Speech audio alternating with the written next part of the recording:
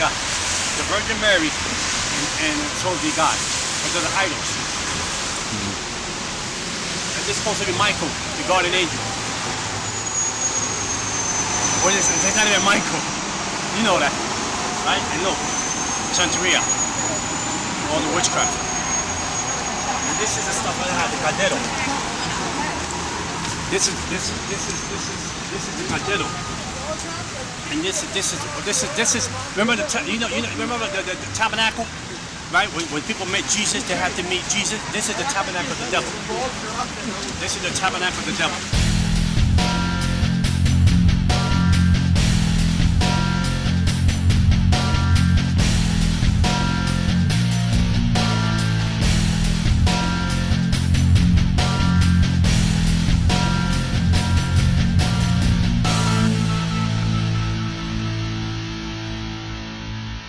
I grew up in a neighborhood that, first of all, the first killing that I experienced feet away from me when I went to go and get a gallon of milk was only 10 feet away from me. They shot the guy like 7 times. They shot him 7 times. As a young boy, I seen killings after killings after killings.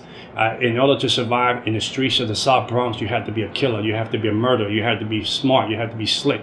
My father's side was all witches and warlocks. We lived on witchcraft. We had a contract direct with the devil himself. My father, I remember when I was younger, like 8, 9 years old, I would see him go into the room to worship the devil, and I could feel the presence of the devil come into that room.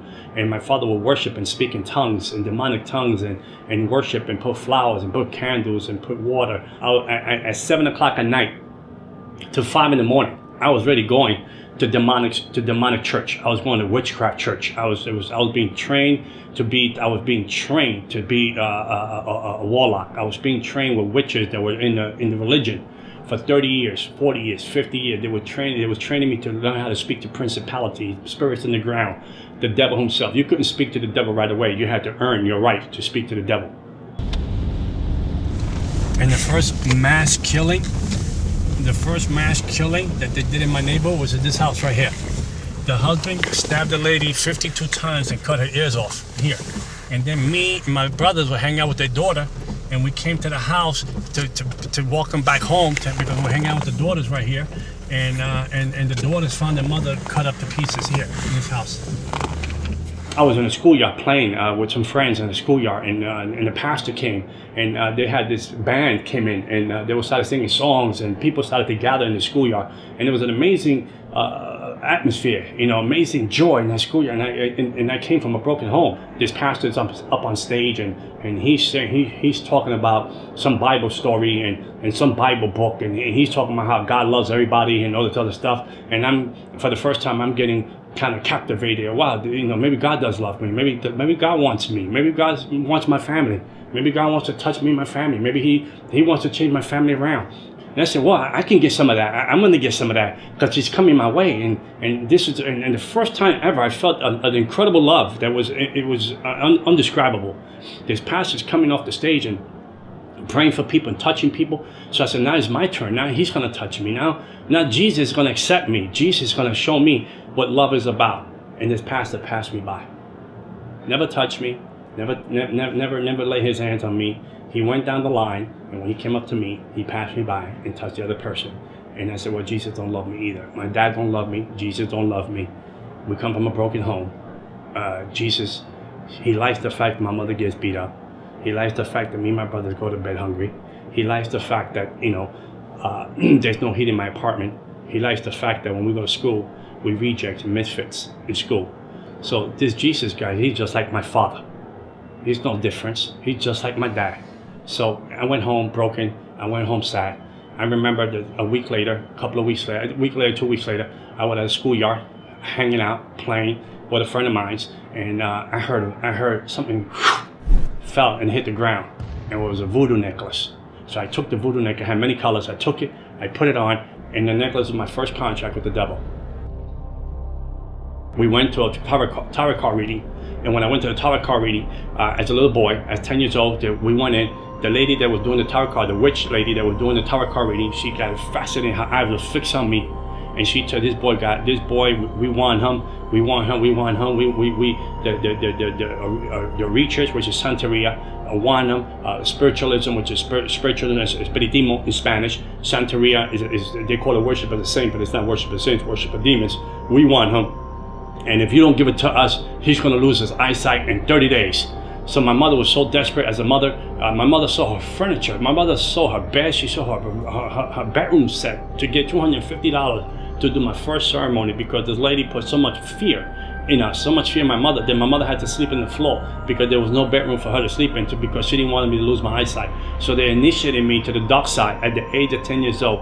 So the first love, the first encounter I had as a 10-year-old boy with the devil showed up and took the offering of giving my life to him, and they put 5 beads around my neck, the 5 worst demons of principalities that are under Satan. They put them right under my neck, which is Santeria. They put them right under my neck, and they said, these are going to be your spiritual guys, and this is going to be your guardian angels, and they're going to take care of your life from now on.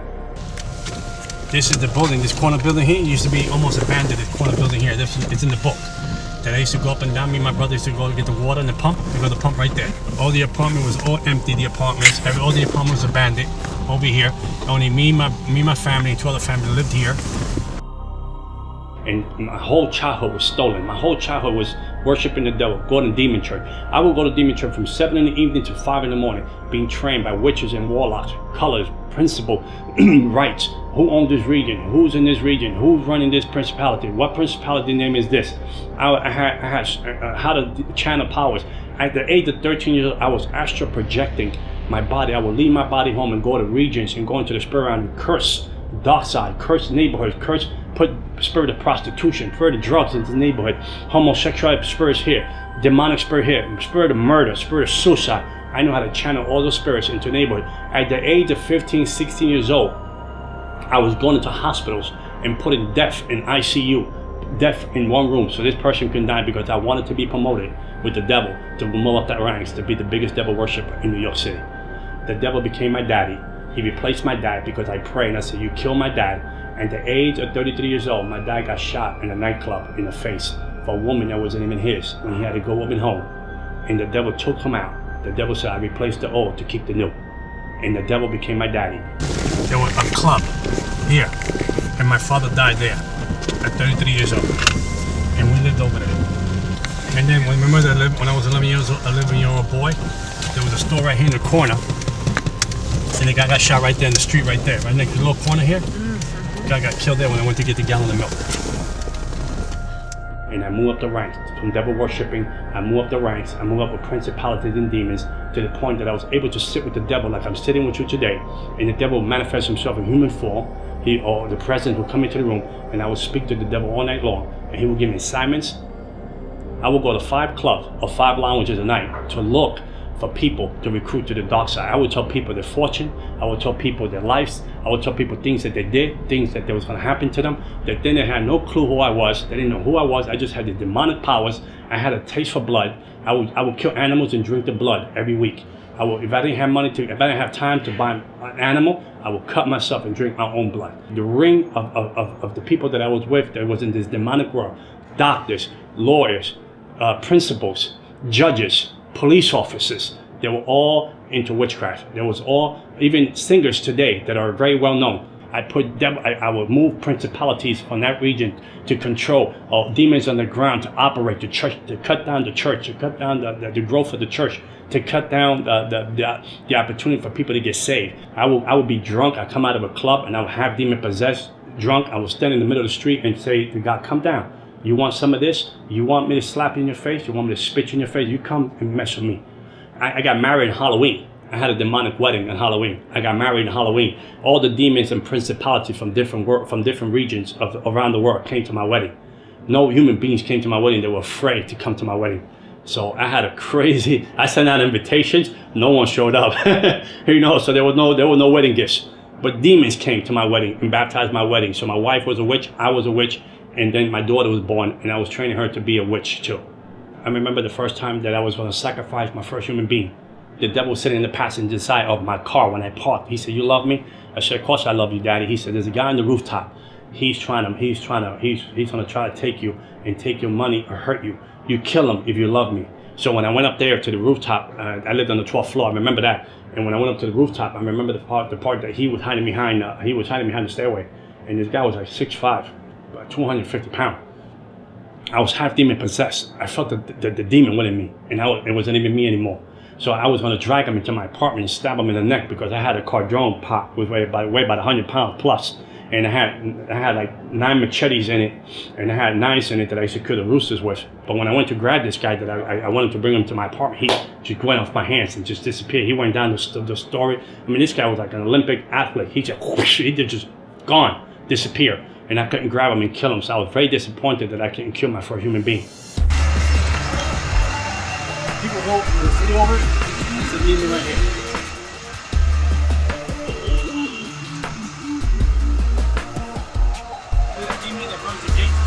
This is the one I was telling you about that is in my book. It's right here. It's little demon. Here's another one. This is the demon that runs Haiti. Principality over Haiti. The one you saw over there, principality over Islam. And now look at this. Trap the people. The truth. Isn't that funny? The truth will set you free. Ain't this a joke? They put it up there so people can think that they're part of this. What is this place? This is the Botanica. This is a place that everyone in the Bronx come here to buy the ingredients to do witchcraft and hurt people and kill people. This is the place. We can go inside. Come on, let's see if we can find something. If I tell you I was going to kill you in 30 days, you prepare your funeral. You was going to die in 30 days. If you, I don't care who you were, I don't care who you knew, I don't care what you call yourself. If you were Catholic and you say you were Christian and you say you were a believer, I was going to kill you unless you had a real relationship with Jesus Christ. And the lady that lived downstairs, she came up and she told me, my husband is cheating. I want you to kill the woman that she's cheating with. Put a witchcraft spell on her and kill her. How much you charge me? I said, well, come back. I'm going to speak to the devil, my daddy, and I'll let you know. Come back in a couple of days. So the lady came back. The devil told me what to buy. He said, buy a coffin box, buy 21 black candles, buy an image of the lady, put her in the box, to do the witchcraft, to kill this lady. So we were going to do her for 21 days. She was going to die. After 21 days, we were going to do her funeral. So when the lady came to me, I said, I'm going to charge you $10,000. I told her to kill the lady. She said, sure. She said, I tell you what, I know you. You've been good to me. I go to your house parties. Give me $7,000. I'll give you 30% off. I said, I'll kill her. Give me 30%. I take 30% off the 10. Give me 7,000. So when the lady was going to leave my house, she said, by the way, she's a Christian. She said, the lady's a Christian. I said, I'll kill her for free. I said, I don't need the money. I said, I'm going to kill her for free. I'm going to teach these Christians a lesson that they're going to learn. I'll kill her for free. I told her, I don't want your money. I'll kill her for free. So I did the voodoo thing. I did the witchcraft thing. And 21 days went by. The lady didn't die. A month went by. The lady didn't die. And I was like, wow, what's going on? I mean, my reputation's online. So I called the devil, I called the demons that was signed. I increased the witchcraft. I increased the witchcraft. I doubled the witchcraft on it so she can die like overnight. Nothing was going on. Nothing was going on. I was home at night and the devil shows up. And I feel the presence of the devil comes into my house. And then the devil told me, we have to abort the plan of the lady that you want to kill. And I said, why would we want to abort the plan? My reputation on the line. I'm a witch. I'm a warlock. If I don't kill the lady, they're going to think that I don't have any powers. The devil said, you don't understand. The God that she serves said, don't leave her alone. Don't touch her. And I said, who's this God? She said, the God that she serves. So I was so angry. I said, no, but let's get one more week. Let's kill her. And he said, no, the God that she serves said, leave her alone. From the witchcraft that I did to the lady, she should have been dead in less than 21 days. How you doing, man? It's going to grab me when I see it. This is Jezebel. This is Jezebel in the religion. This is how it works. See, these statues here, this here don't mean nothing, but it's the demon behind it. So in order for me to identify to this has to be created because I can't identify to a spirit. I can't identify to because the spirit, we don't have nothing in common. I'm humanity. A spirit is immortality. A spirit is a spirit of demon. I can't relate to it. So in order for me to relate to it, he has to put this guy in the middle so I can relate to it because he's human form. He looks like a human being. There's a story behind this guy, so now I can relate to him. So the demon operates to him. You understand? Same thing with these guys here. And then they give themselves names and days and birthdays. They say these are how the American Indians get caught up with demonic forces, and they get caught up into the occult. These are the entrapment of the Native American Indians. But those are statues that the people they use to camouflage the demonic ways and demonic religion. There's nothing here that is holy. There's nothing here. The only thing that's holy here is us standing here. What happens in this place? Like this what? place here in the back, they do witchcraft, they do voodoo, they do witch spells in the back, they do cleansing in the back. Over here, all these demons, they want you to buy these statues so you can take a demon home. They select the prayers. So they make you believe that you pray to God. Look, see, I used to use this book for selected prayers. They make you think that you're praying to God, but these prayers are not God. They're not godly prayers. There's nothing in the Bible. They say nothing about the Bible. The crucifixion. We had a book in New York, in America. I was the third person to get this book that has symbols of the book of different demons, of different principalities, of different way of killing people through witchcraft. And this book was no one had a copy of this book. You couldn't have a copy of this book unless the devil signed off on it.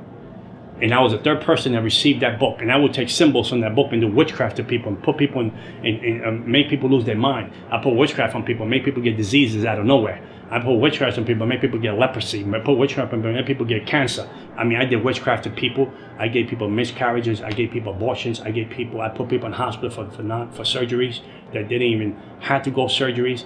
I did witchcraft so people can lose their minds. I put spirits of bipolar, schizophrenia. I put spirits of disease on people. I put suicide spirits on people. I'd be up all night long praying and talking to the devil. When Christians can't even go to church for 1 hour. When Christians can't even pray for 1 hour. The spirit realm is more real than the natural realm. And we fail to see that. And whatever is not covered with Jesus Christ is an easy target to bring down. Like the atheists, I can kill them easily. They were easy to kill. The Jehovah's Witnesses were easy to destroy. Moment later, it was easy to destroy. The people that will walk around and say we don't believe in the devil, they were easy to destroy because they will not seek any spiritual help. I remember the time that Nicky Cruz group came into my neighborhood, and it's called Truce. They would come and do drive-bys in my neighborhood. They would do like worship, and then they would preach a word and go to another corner and do the same thing. And I came after this group to try to bring them down, this group. And they were young kids. They were like 18, 17, 16, 20. I mean, so I said, how dare they play this junk, this filthy music in my neighborhood, today we call worship. This filthy music in my neighborhood. I'm going to go after them. I'm going to destroy these kids. So when I went up to where they were at, there was a wall of fire around them. I couldn't penetrate and touch them. And there was something pushing me back. Every time I tried to throw demonic forces again, there was something that would just push me back. And I was able to touch these kids. And I said, there was something here. It's not right. Something is not falling into place. So I walked away and I left them alone. I didn't want to deal with them. I said, okay, they won this first round. So there's obviously spirits here watching us. Yeah, watching us. Right? Yeah, of course they're watching us. Yeah, and so we're all protected. We're protected. Yeah, we're under the blood, brother. They're none like the blood of Jesus. Okay. Man, yeah, we're all good. protected, but they're none that can touch us because Job said, "What we got a hedge of protection around us, Right. and we can walk into this place and we can chase demons out of here. We can curse this place to the ground in Jesus' name, and there's nothing that the devil can do." I mean, I had so much money, beautiful cars, beautiful women. I had it all. I lived in the world that people, my neighborhood, they were terrified who I was. They said, if you mess with that guy, your family will die. If you mess with that guy, he don't need a gun. He'll kill your family in his sleep. My daddy was awesome. My daddy he gave me powers beyond I could imagine. He gave me powers that people had fear of me. The police had fear of me. The securities in my neighborhood had fear of me. People that knew that I was the devil's, they would call me the devil's son. I brought Christians to their knees, not to prayer, because they had no power. It wasn't because your God wasn't all powerful. Don't get me wrong. Because your God was all powerful. The vessel was weak. The vessel had no prayer life. The prayer had no fasting life. And they had no relationship with God. There was a form of godliness in the person, but no power. The person was weak. The person had nothing going. He had a Bible. He had the right suit on. She had the right dress on. But there was no connection with Jesus Christ. Because you was out of his will. You was out of his promises. And you was out of his divine purpose. And I had you. I own you. I had you as a slave. I broke you. I put witchcraft on you. I kept doing that to Christian after Christian after Christian, after families, after churches. I chased everything down that represent the cross of Jesus Christ.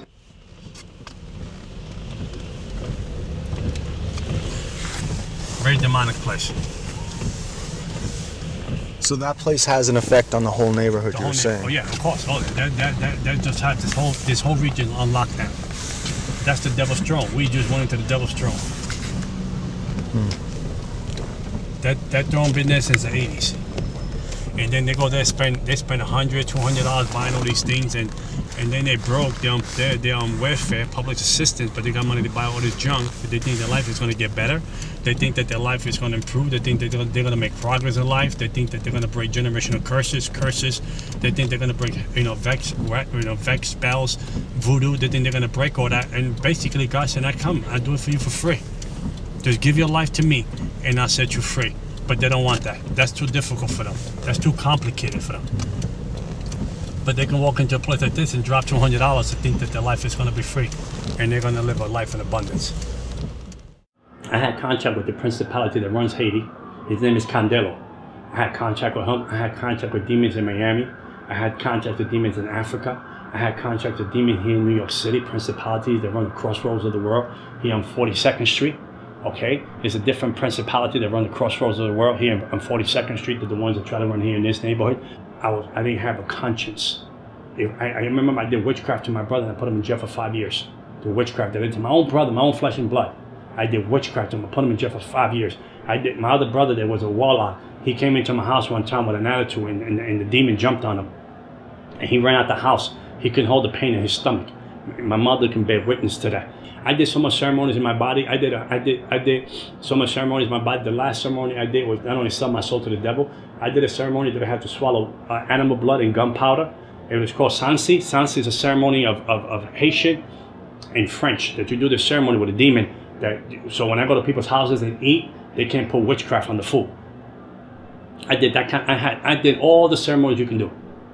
I knew I would go to demon church. And every year, we would have a meeting, a secret meeting. All the high witches and warlock would have this meeting to find out what principality we were going to usher out and bring in to run the region.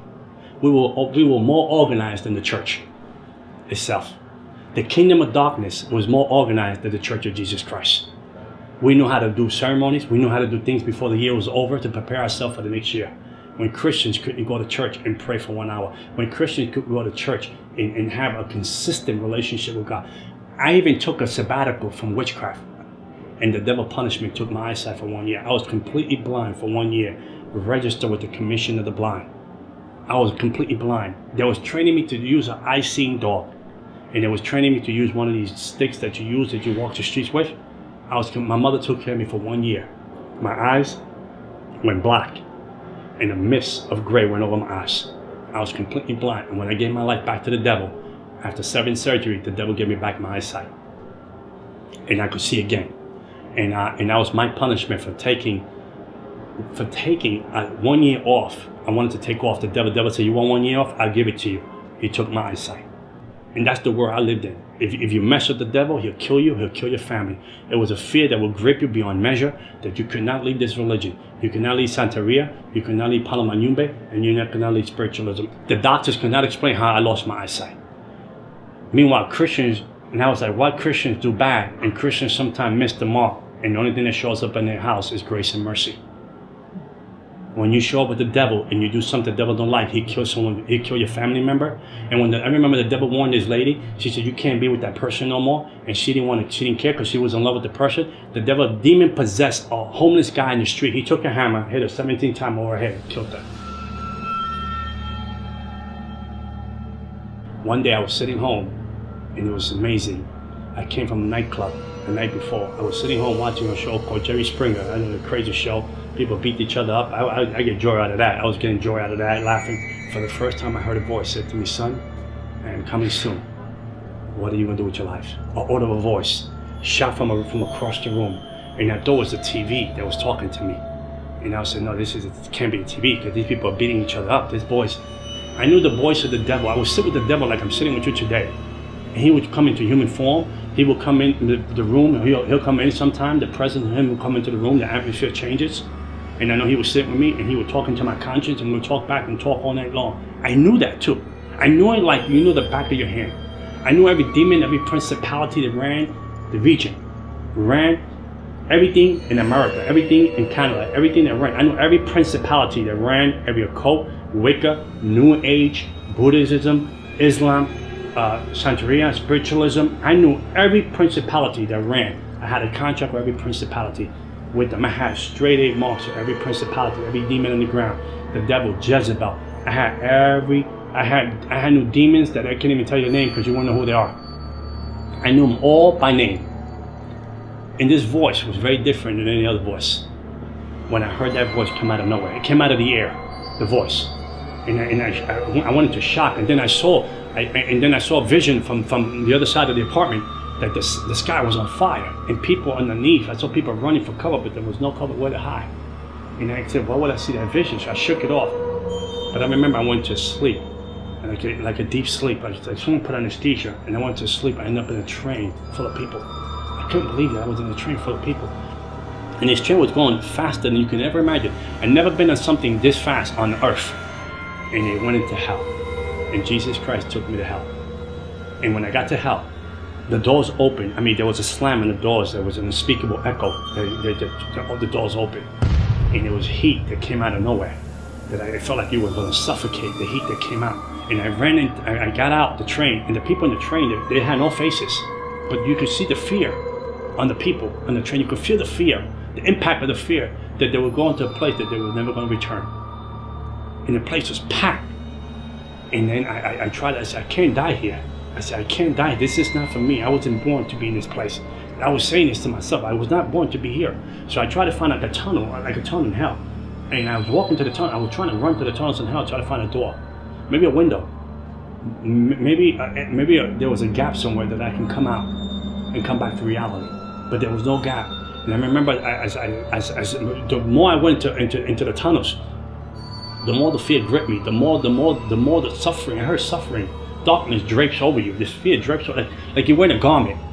This fear drapes over you. It's something you can't even control. You have no control over. It's something like it grabs you. That it don't even let you go. I couldn't see the hand in front of my face, but I hear the wailing. I hear wailing. Like you ever hear like a kid wail and an animal wail at the same time? Like it's like that kind of wailing. It's undescribable. And it was a heat and a smell that was like if you was like in the sewers of the gutters of New York City. But I mean, but crazier than that. And then I came to a part of the tunnel. The devil showed up. He said, I was your daddy. He spoke to me the amount of time. I was your daddy. I gave you everything you needed. I took care of you. I blessed you. I protected you. I killed people for you. I did everything. I gave you powers. I gave you a name in the kingdom of darkness. I gave you a name. When people came against you, I destroyed them because I knew that you were going to be the vessel that I was going to use to move my kingdom on the earth. And now you want to leave me? Now you want to betray me in demonic tongues? And I'm talking to him back in demonic tongues and telling him, no, I'm not leaving. I'm just confused. I don't know what's going on. And he said, no, I know what you're going to do. You're going to leave me and you're going to expose my religion. You're going to expose who I am and how I operate in the spirit realm. Because I taught you things that I never taught no one else. I show you things. I trusted you with the things that I needed you to know so you can further my kingdom. Because I wanted to use you in a greater measure way. And the confused, he went to grab me. As he went to grab me to destroy me, the cross of Jesus Christ appeared in hell. I didn't understand how a 3-foot cross appeared in hell when I was wearing the blue shorts and a t-shirt. And I put it on him. And when I put it on him, the devil melted like he was an infant. Like an infant, he melted and fell on the floor, like no powers. So I took that opportunity and I ran deeper into the gates. I ran deeper into the tunnels of hell, hoping that there was a door. My hope was it was a hope and no hope at all. There was no place to say, I'm coming out of here. This is it. This is the end. I had a fear that gripped me, that I was undescribable. I never felt a fear like that. I never felt a despair. It was the opposite of what heaven is. It was opposite of joy. It was opposite of gladness. It was opposite of peace. It was opposite of light from darkness. It was a place of torment, a place of, if I'm here, my family don't know I'm here. My daughter don't know I'm here. How would they find me? How would they look for me? So as I went deep into the tunnel of hell, hoping that there was a door, a window, a crack somewhere that I can get out, the devil showed up against, and now we'll destroy you. So what I did was, I told him in the demonic language, I got these marks. These are my contract to protect me, to destroy you. He said, fool, I gave you those marks. Those are my marks that I own you. I own you. No one owns you. I do. And you're going to live for me or you die. And when he went to grab me the second time around, I said, it's finished. I said, this is it. He went to grab me the second time around. The cross of Jesus Christ appeared in hell. There's no greater love than the cross that will come for a sinner like me in hell. So when David said, if I make my bed in hell, he knows I'm there. Grace and mercy showed up in hell. Grace and mercy knew my address. Grace and mercy have a plan for my life. To my unspeakable, demonic, selfish ways, arrogant, self-centered ways in hell, when I was done for the count, Jesus Christ loved the misfit. And he said, I have a plan for you. I loved you beyond you can ever imagine. And he showed up in hell. And when I woke up, then my spirit came back into my body. I woke up and I bent my knee to Jesus Christ. I had $100,000 witchcraft stuff in my house. I threw witchcraft away. I threw religion away. I threw everything that had to do with darkness away. The people from Haiti, the people from Cuba, the people from Miami and New York said we have to kill him because he knows too much. We have to destroy him. We have to kill him because he knows too much. He's not one of us anymore. And they came for the kill. They did their best. They came for the kill. I would sleep during the day. To stay at night when the demons show up and tormented me for 30 days. They tormented me for 30 days. They would grab me by my throat, pick me off my bed. The room would go cold. I would lay in my bed. I felt another person lay next to me, ice cold, another person. I would look like this and I can feel the presence of that. It was the devil himself right in my bed. For 30 days, on and off, tormenting, torture, try to steal my mind, try to rip my soul out of my body, try to rip my spirit out of my body. I would tremble at night, like never trembled before, 30 days, and I would cry out. I didn't know how to pray. I said, Jesus, Jesus, Jesus. Didn't know how to pray. I said, maybe I pray like my sister prays. I heard her in church, she prayed this way. I heard that person pray this way. I would bring all these prayers together to try to put them together like a puzzle, to try to fight for my life. And one day I was in church worshiping, and I would ask the Lord, why you let these people, why you let this happen to me? And one day I heard the voice of God again. He said, I wanted to see how much you love me. And he said, I wanted to see how much you trust me. And ever again, I was tormented by the devil. And I became an evangelist for Jesus Christ. 14 years serving the Lord, and I will never trade it for nothing in the world. And I know that in somewhere in Hallelujah Boulevard, there is a mansion for John Ramirez. And one day it says, welcome home, well done, faithful servant. And I tell you, there's nothing. And I'm not talking about Christianity, I'm talking about relationship with Jesus Christ. He is my Lord and Savior. He is my beginning and end. No weapon formed against me will ever prosper. I die when Jesus said I go home. Not because of a witch, not because of a person, not because of heck, voodoo, vex, incantation, none of that can separate me from the love of God. $100,000 of witchcraft, selling my soul, marks here, marks here, marks here. But the biggest mark is here, is the love that I have for the cross. And nothing like the cross of Jesus Christ. And I tell you this, and I end with this. I was cursed, I became blessed, because the one that was blessed became cursed for me. And I switched daddies. And my daddy sits in the universe. And he loves me beyond I could imagine. And that love now I can give to my daughter. And my daughter today, she's a born-again Christian, graduate from college, psychology major. And I know that God's going to use her in a greater way. Because the baton that I have, I will pass to her, the right baton this time. And I know she'll do a greater exploit than her daddy. And before I leave the earth, people will know that John Ramirez was here because he served Almighty God. Amen.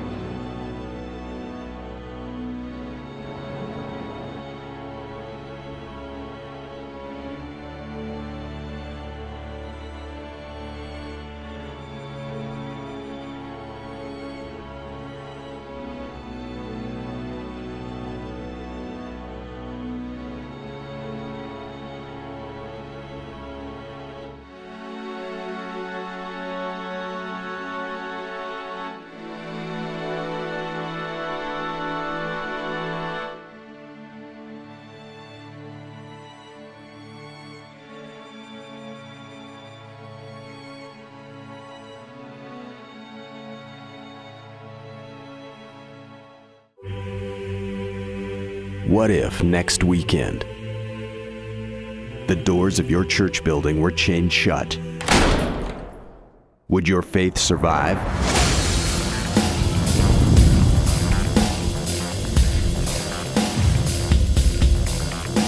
Has Sunday morning church attendance replaced a vibrant, living relationship with Jesus Christ? Have we lost the essence of true biblical Christianity?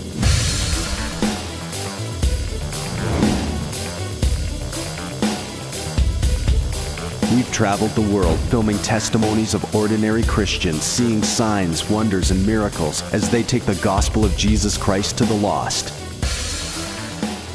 Ex-radical Muslims are planting churches, miraculous healings are testifying to the gospel, and unbelievable God stories are emerging from around the globe.